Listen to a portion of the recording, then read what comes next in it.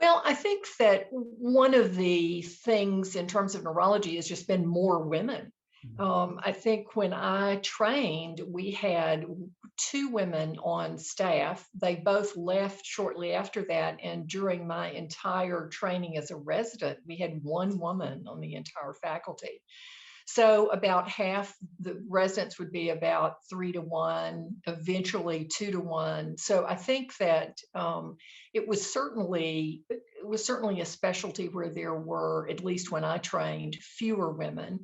I think that I was very lucky. I trained at an institution where at least I didn't feel that there were barriers in terms of being a woman and a neurology resident. But I will say that I was very protective of that role. I was so grateful for my place in medical school and so grateful for my neurology residency that I never mentioned that I had children. Unless someone really knew me. I didn't talk about my children. I didn't talk about work-life balance. I didn't talk about when do I have to leave to go pick up the sitter. I had all that arranged, and I just didn't. I thought it was really, and again, that shows you that probably shows my age and sort of the more traditional approach. You would never say to a patient, "Well, I have to finish up because I have to go pick up my children." I mean, that would have been anathema to anything that I was really about. I think now probably both men and women are more open about those kinds of things. And certainly, over the years, as you get to know patients and you get to know them, it becomes, you really get very attached. I think patients get attached to their doctor. And I think women physicians in particular, we know from any number of studies, they tend to spend more time with patients. And I think that's very true in neurology, where we still have so much history, the history-based specialties. So I think that's really true. So I think for me, over time, it was sort of in the beginning being very rigid about not revealing things that would make me be treated differently or would allow other people to say, well, she's not as committed, or she puts her family first, and all the kinds of things that are conventionally thought of that mothers and wives and partners have to do. I was very protective about that. I do think that that has changed over the years, but I think that I had some, that was true, I think, for all three of the women faculty members that I knew as a medical student and then as a resident. None of them were married. And I think eventually only one of them had a child. So I think there was this notion that you had to really give up everything else if you were going to choose medicine. And that certainly has dramatically changed. But I do think that there was this, you can't let anybody see the weakness there because that was perceived as part of what might make you less committed, less capable, less well trained, less likely to do the same amount of work. So I think all those things, I do think that that has changed. I do still, I mean, I'm very old school, and so I'm very out of date on some of those things, but there are some things that have really stood me in good stead. I really still am very old fashioned about dress, which is kind of a funny thing when we think about women. I'm certainly, I put on my suit every day and my stockings and my high heels and my white coat. And that's what I do.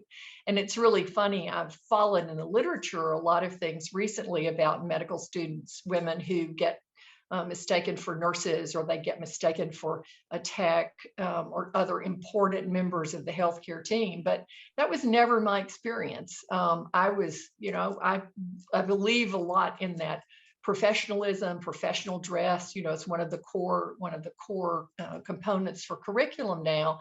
And I know those things are desperately old fashioned, but I think that they make a difference. And I think that when we go to see someone, regardless of who it happens to be, part of how you appear, part of your language, your gestures, your dress, how you come across can convey a certain amount of confidence on the patient's part. And your facial expressions. Are you listening to them? I will tell you, even though I'm an old duck, I learned how to type in the electronic system and look at somebody, which took me a while to get there. But I think those kinds of things really make a difference. And so I think for women, one of the things that's really wonderful is that so many we have so many experiences that are unique to being a woman, that give us insight as to, in neurology, where we have so many chronic diseases, because we often are caretakers. We may have more empathy, or we may have more understanding of what it really means to be the caregiver. And that's important in managing a patient who has Parkinson's disease, or in managing the patient that has a chronic progressive neurologic disorder. But then I've also been very lucky. I trained under, for the most part, men who had really great clinical skills. I mean, they were very fine. A lot of them were not clinical researchers, and many of them were not basic researchers, but I would say they were wonderful clinical observers. And so I had, in our program, we had a lot of this notion of, okay, because when I trained, remember, we didn't have that many drugs. We had maybe 3 anticonvulsants, and now we have a multitude. We had no migraine specific drugs, either for prevention or for acute therapy when I trained, really. But many of the male clinicians I worked with had this mentality of, okay, always think about what can you do to make the patient's life better. So I'm really glad that I trained to some extent in that era. Is it nice to have all this multitude of drugs? Yes. But there's also this component of, how do you care for a patient? It's one thing to diagnose, it's another thing to prescribe the correct or the most appropriate therapy, change it, adjust it, manage it.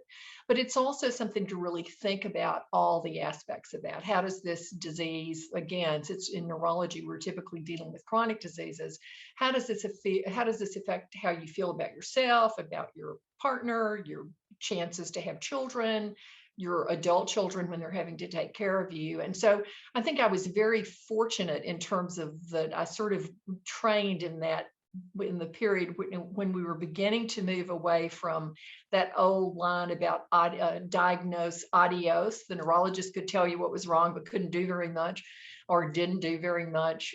So I'm certainly not a therapeutic nihilist. And so I trained at a time when that transition was really occurring, but I trained under people who, again, really had, they're thinking about the Parkinson's disease patient in bed, and they're like, well, maybe you should tell them to get silk pajamas. They might have to, again, maybe somebody can give them those for Christmas. Maybe they can ask for those, maybe silk sheet, silk pajamas, so they can turn over in bed.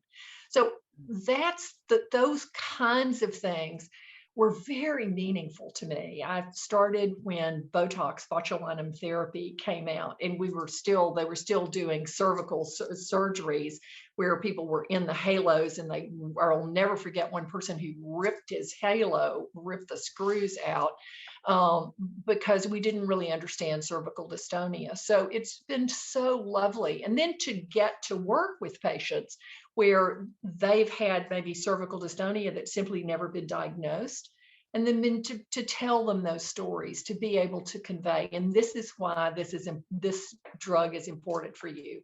Those kinds of things have been very meaningful to me. And I always was intrigued by clinical trials. I got to participate in a few stroke trials while I was a neurology resident.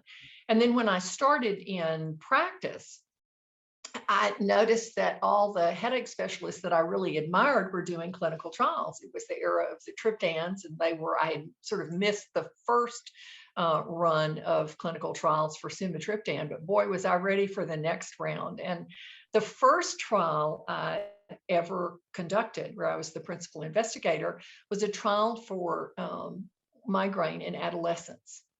And it was just the most rewarding experience ever. I sort of had to beg to get in the trial because I was a young investigator and I didn't have a track record. But a colleague of mine he sort of vouched for me and said, I think she'll try really hard at this. So we had a wonderful enrollment. And because, again, these were adolescents, that we had to have permission from the parents. And every single person who participated was so enthusiastic. I mean, it taught me a lot about how you really ask for informed consent. And I think the other thing, being a mother, being able to say, I think this is, this is something that I would allow my child to do. And those kinds of things, I think, made a real difference. So we had a real success with that trial, and everyone we asked from trials from that point moving forward, people would say, I'd like to do this because migraine's a genetic disease. So I'd like for the people in my family and the people I love not to have to suffer like I had. And that was kind of the beginning of clinical trial work for me. And then I had a chance to participate in virtually all the clinical trials over the next 25 years that led to either an FDA approval or not. We had some, like the drug Singular, where we had a negative result. So it was really, I think, a rewarding time. And we also enrolled patients from our clinical practice. And that was different too, because you had them back at the end of the trial. They could find out what their results had been. And I think I spent most of my 20s working in bench research in herpes virology and working on herpes simplex type 1 and 2 viruses. And I had a wonderful mentor who went on to, as a departmental chair, he was really talented. He trained a whole generation of scientists. But I knew that in my heart, I really wanted to do clinical medicine. And so doing clinical trial research was a perfect avenue for me to really be able to sort of broach my interest in research and also with therapeutics.